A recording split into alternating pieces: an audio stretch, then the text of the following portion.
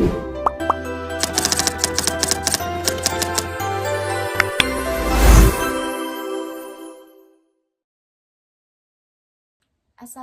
warahmatullahi wabarakatuh. Saya Nur Maulina Syahrani dengan NIM 12210400888 kelas TP6C jurusan Tasawuf Psikoterapi akan menjelaskan mengenai rancangan proposal yang akan saya ajukan untuk tugas akhir nanti. Bagian pertama ada latar belakang. Latar belakang saya membuat judul atau penelitian ini karena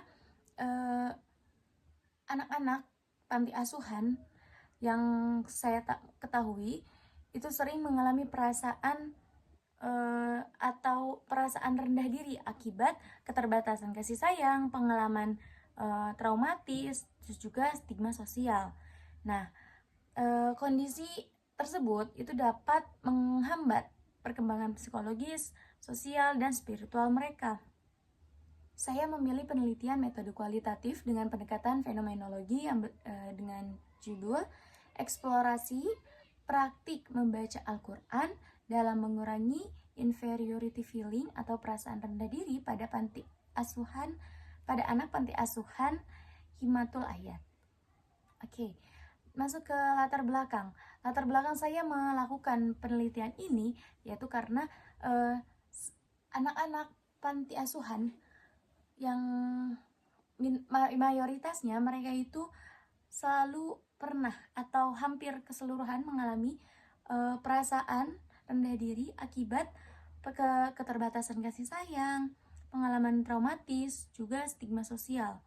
Nah, kondisi tersebut itu dapat menghambat perkembangan psikologis, sosial, dan spiritual mereka.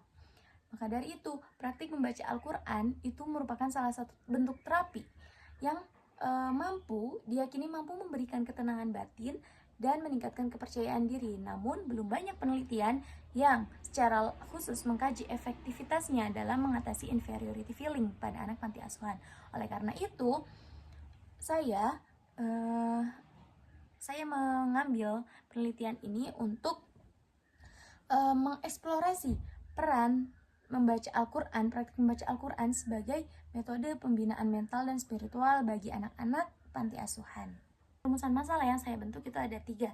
Yang pertama, apa makna praktik membaca Al-Quran bagi anak-anak panti asuhan dalam menghadapi perasaan rendah diri atau inferiority feeling. Yang poin kedua, bagaimana proses dan cara anak-anak panti asuhan melakukan praktik membaca Al-Quran sebagai upaya mengurangi perasaan rendah diri tersebut. Yang ketiga, sejauh mana praktik membaca Al-Quran berpengaruh dalam mengurangi perasaan inferiority feeling pada anak panti asuhan. Oke, kemudian tujuan penelitian. Yang pertama, menemukan makna praktik membaca Al-Quran bagi anak-anak panti asuhan dalam menghadapi perasaan rendah diri. Poin kedua, mengetahui proses dan cara anak-anak panti asuhan menjalani praktik membaca Al-Quran sebagai upaya mengurangi inferiority feeling. Yang ketiga, mengetahui sejauh mana praktik membaca Al-Quran itu mampu berpengaruh dalam mengurangi inferiority feeling. Kemudian landasan teori yang saya pilih, yang saya ambil yaitu konsep inferiority feeling menurut Alfred Adler, di mana perasaan kurang berharga yang dapat berdampak negatif jika tidak dikelola. Kemudian dalam perspektif Islamnya dikatakan bahwa obat sesungguhnya itu adalah terapi atau obat sesungguhnya itu berasal dari Al-Quran, karena Al-Quran itu merupakan syifa. Di dalam Al-Quran ditegaskan bahwa manusia itu diciptakan dengan kemuliaan dan Allah melarang makhluk itu merasa rendah diri. Kemudian tujuan dan manfaat dari penelitian ini tuh apa? Saya meneliti kajian ini tuh untuk apa dan manfaatnya apa. Yang pertama itu saya bertujuan untuk menganalisis pengaruh membaca Al-Quran terhadap perasaan rendah diri pada anak panti. Kemudian manfaatnya supaya bisa menjadi referensi bagi lembaga sosial dan pendidikan dalam menangani inferiority feeling.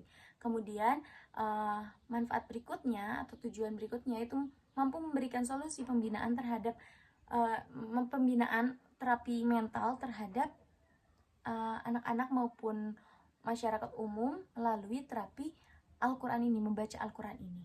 Kemudian juga mengidentifikasi faktor pendukung dan penghambat dalam praktik membaca Al-Quran ini sebagai salah satu terapi mengurangi perasaan rendah diri pada individu, setiap individu.